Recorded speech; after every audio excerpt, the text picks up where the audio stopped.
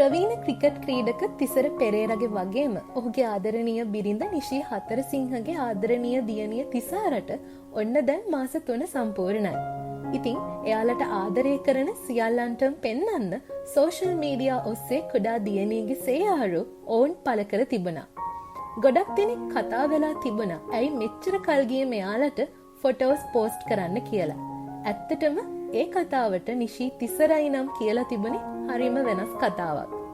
මුලින්දන්ම පුංචි තිසාරට පවා ගොඩක් දෙනෙක් බැන්නා. වෛර කරා.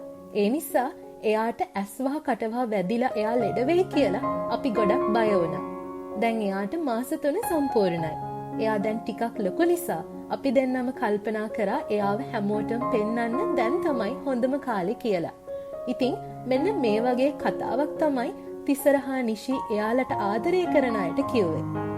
ඉතින් චූටි තිසාරට අපි සුබ ප්‍රාර්ථනා කරමු කිසිම ලෙඩක් දුකක් කරදරයක් වෙන්නේ නැතුව ඉක්මනටම ලොකු වෙන්න ලැබෙන්න කියලා. ඉතින් ඇය වෙනුවෙන් ඔයාලගේ සුබ පැතුමුත් එකතු කරන්න එහෙනම් අමතක කරන්න එපා.